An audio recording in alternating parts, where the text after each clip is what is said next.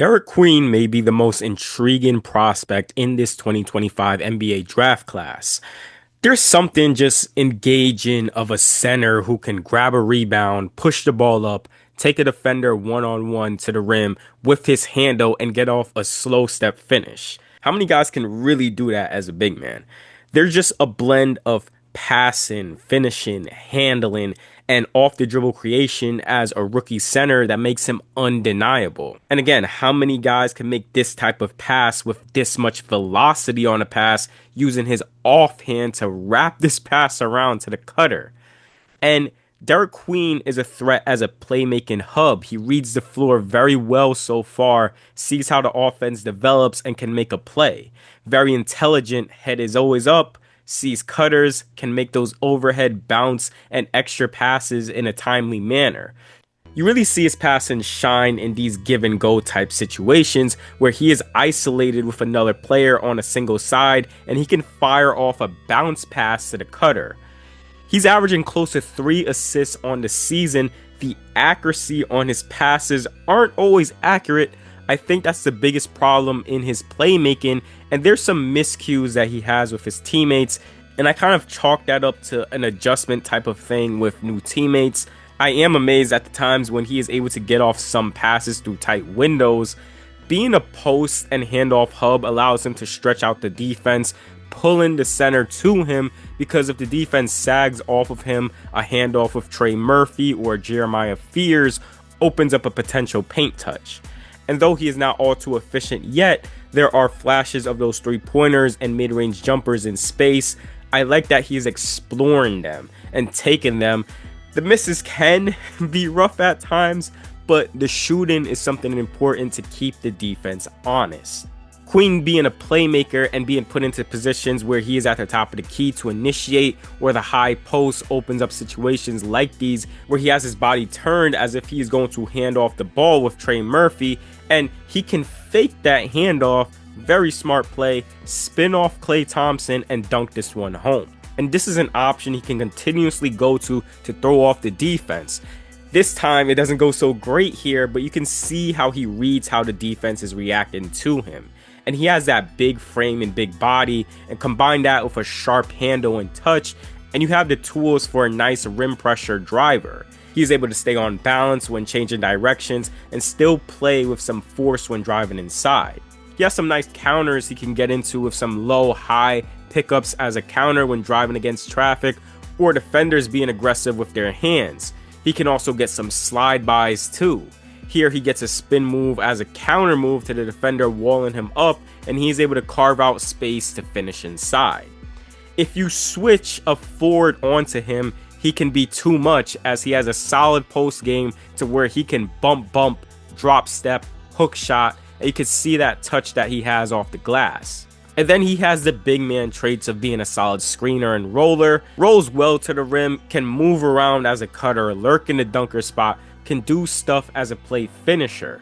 There's also some offensive rebounding and tipping flashes from him where he will kind of lurk around or be in the battle for the boards. He's an undersized center at 6'9". He's not much of a vertical athlete, so he's going to run into problems where he may have to work hard for his baskets when matched up against a defender who can match his physicality, or is much more defensively sound and grounded, meaning that they're not going to bite on his fakes. But even if he has to work hard for his shots, I kind of look at the free throw attempts that he's getting, close to 4 a game, and I'm like, that can be another outlet for him to generate some easy buckets. Also, his physical traits aren't great on paper defensively, but being a vertical threat or uber athletic, I think we should all know, doesn't always translate in making you a great defender. But for a big man, the positioning, recovery, rotating on help, ability to absorb bumps, your hands, how active your hands are, I think those skills matter more for Derik Queen here. I think there's some rookie struggles he is dealing with in terms of positioning in the pick and roll, where he should help from, as well as what is his role defensively. Are we sticking you as much in the paint as possible? Are we making you a drop big or more perimeter oriented defensive big, such as a Jokic type guy? The Pelicans haven't been great defensively as a team in general, so I really don't like to lean on numbers to judge one guy. And I think you can really judge a player's defense based on how well they hold up when their other teammates are swarming and in unison together on a defensive end. So far, there has been some positives where he works better in late switch scenarios.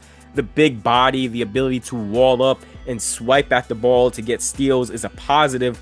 When he is defending drives, he has shown potential to keep up and give those contests. You're going to see a lot of times when he defends, he actually contests his shots well. Here, it's Jokic isolating him. He's going to wall up on Jokic, get big, high arms. He has a 7-foot wingspan, decent length, and he absorbs contact while keeping those high arms. Queen does struggle in closing out on shooters. I haven't loved his effort in that. He's not very attentive or urgent, and it makes me wonder how he will fare against players who are threats off the pop. Situations like this for Queen is where I think he will struggle with the lack of vertical pop, and which is why the Pelicans are going to need athletes around him. He cannot, especially being a big man playing in drop coverage, allow his man to get this much space behind him. This is a no-no. But he doesn't possess the verticality and explosiveness or the recovery to really blow up this lob attempt. Though defensively there are question marks with Queen, it's hard not to invest in a talent who has the type of playmaking ability and downhill scoring ability that he does. I remember a guy like Alperen Sengun having those playmaking flashes and that big body as well, but the defensive stuff really lacked, and then he grew into a very strong defender. Big men who can make high-level reads and passes are rare. You need your bigs to be able to make some really good reads on the floor. And we see guys with Sabonis and Sengun and Jokic, their playmaking opens up the entire floor. But I'll wrap it up for this video. If you enjoyed this video, please do give it a like and subscribe to the channel for more NBA breakdowns like these. If all that being said, y'all, I'll see you all in the next video.